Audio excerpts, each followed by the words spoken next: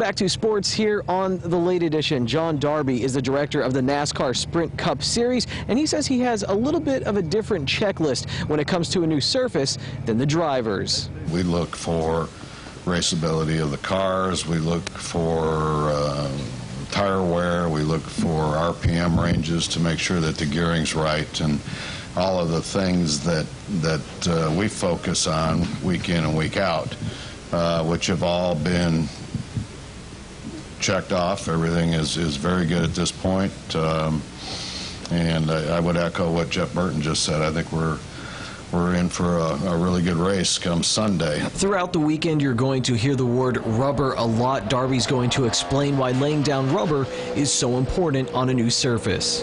Early this morning, I think you could almost see two tire tracks where everybody ran, but as drivers got a little more confident and tested the grip level, as Jeff said, made a few mistakes maybe that all attributes to widening or putting more rubber down on the surface.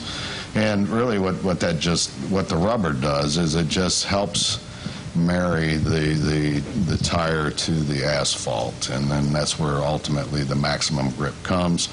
The drivers become more comfortable in the corners, and when they're comfortable, then they can push the envelope on what they do in their race cars. More and more rubber will be laid down in the coming days. Tomorrow there's another tire test for the Sprint Cup drivers, and then on Friday the Sprint Cup Series will have practice, and on Saturday there's an ARCA race, and there's also qualifying for the Sprint Cup Series, and then on Sunday it's the Pocono 400.